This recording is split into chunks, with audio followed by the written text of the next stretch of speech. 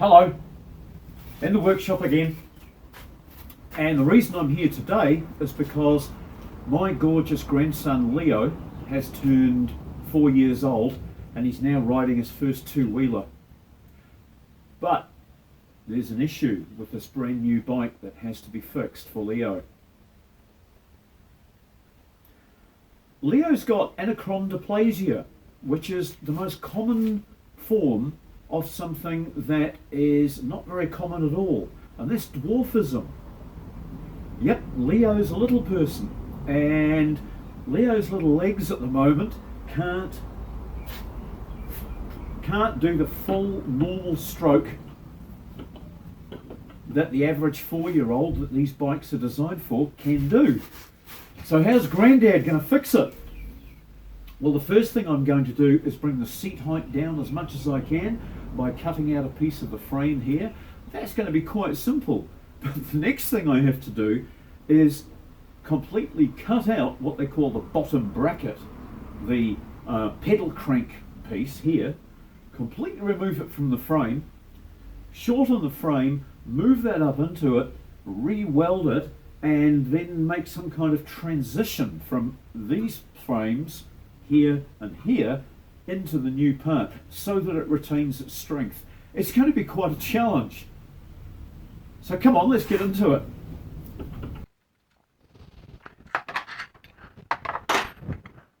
You know, things aren't moving particularly fast on the channel at the moment, which is a real shame, because those of you who are subscribed are quite vocal in your support for me, which I really appreciate, but we're not getting enough likes and shares and views to get these videos pushed out to other people, which is a real shame because I put a lot of work into it, and I'd like to know that people are getting some benefit out of what I do, learning how to do things. And that doesn't seem to be happening. I've been plugging away at this for about 3.5 years now. Okay, we're up to 50,000 subscribers, but I'd love to be able to help more people and get more done if that's possible. So while you're here on this video, why not just go down below, click the old like button, and if you're not subscribed, hit the subscribe button as well if this is the kind of thing that you feel you get some benefit from, because it's so nice to bring a variety of new skills to the channel and give people insight into doing stuff yourself and saving money rather than paying for everything to go to a shop. You know, there's people who own bicycles for their children and they will take it into the shop to have the tyres pumped up, for goodness sake. All that hassle of putting it in the car, the cost of giving money to someone else for stuff that you could be doing yourself, that just doesn't make sense to me. It really doesn't. Now, something that you might not know, when you're working on a bicycle, everything on the left-hand side of the bike is a left-hand thread. That's because as you're pedaling, right-hand threads would come undone if they were on this side of the bike. So do expect to find threads that go the opposite way. It's counterintuitive, but that's the reason they do it. They would come undone if they were done the normal way. So I'm taking these bits off. I'm putting them all into a container so that nothing gets lost. If you're someone who's never pulled a bike apart before, there are a few little things. Like, one is left-hand threads on the left-hand side.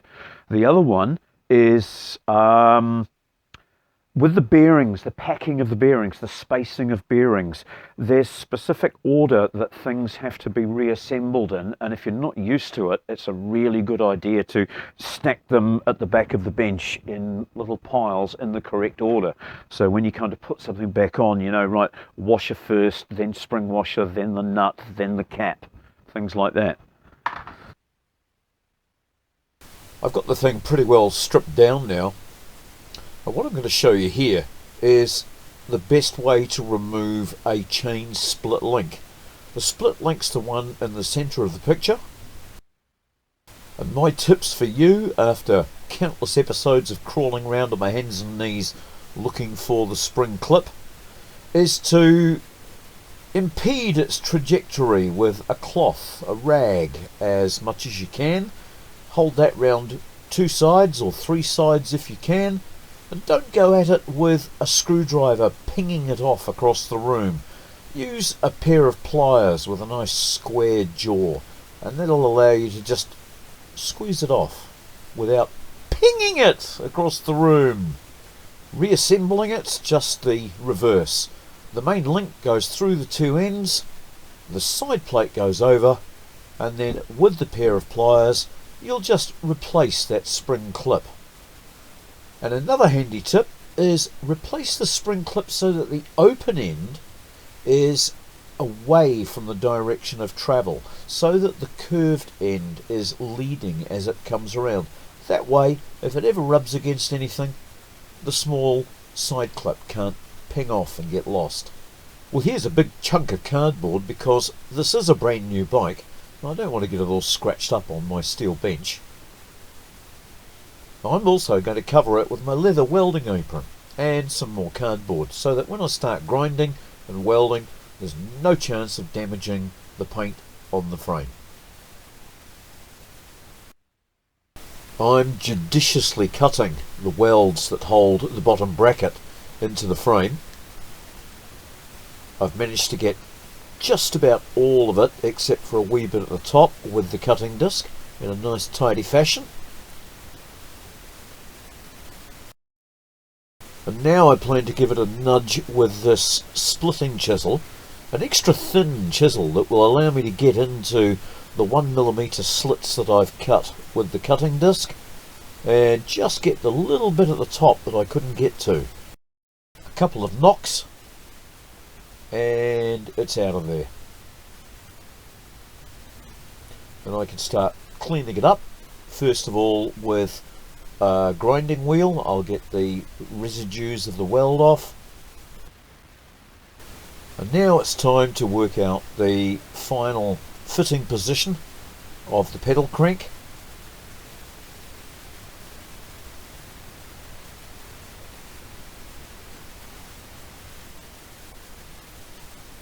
I'm going to use some of this material here, which is 50mm by 3, and I'll cut that into 3 sections, and those 3 sections will provide the bracing that the crank's going to need to handle all this pedaling that a 4-year-old's going to be giving it.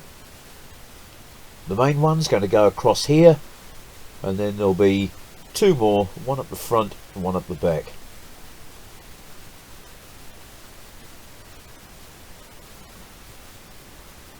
$60mm,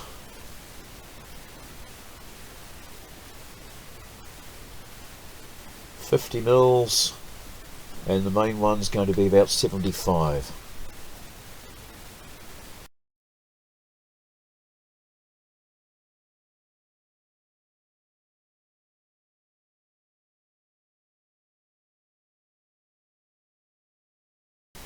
This one will need a slight kink in it.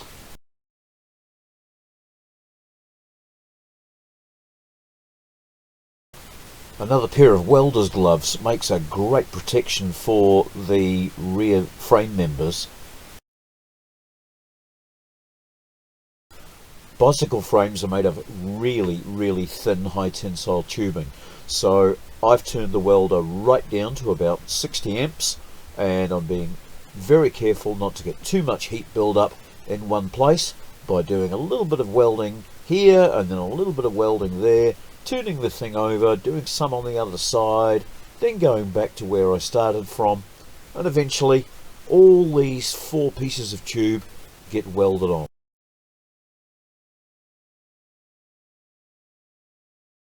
Now that it's all welded up, I've got to organise these little brackets that hold the chain case.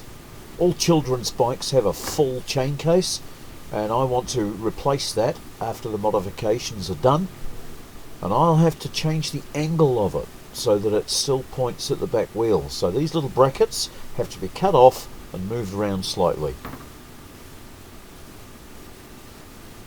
I'm holding them with small magnets so that they stay right where I put them, and then checking that the holes line up before I commit them with a weld.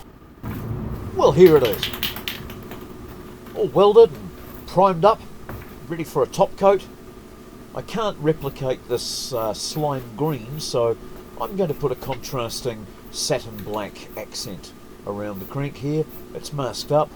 I'll paint all the awkward parts first, right into the cavities to make sure that I get paint in there, because you know what boys are like, this thing will get left out in the rain. So I don't want rust starting in the welds and joins, so I'll make sure there's an extra coat of paint inside all those little parts before I commence painting the outside.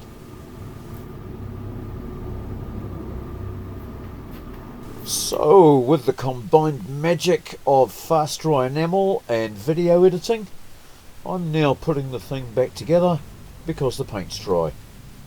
I'm setting up the bearings, taking the backlash out, but don't want it too tight. He's only got little legs. So I'll get these set just right, and then the rest of the pedals can be assembled.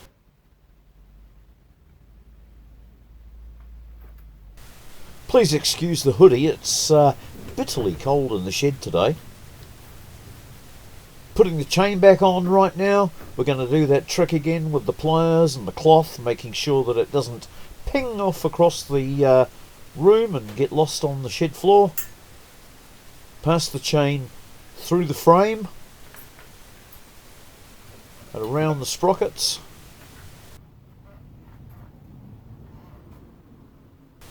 I've just realised that the chain guard is going to need a wee trim, but it's only plastic, so that's no drama.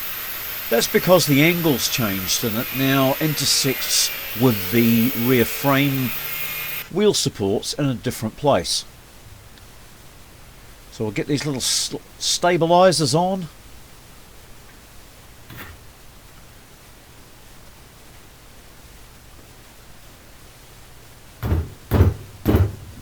Get the seat post in.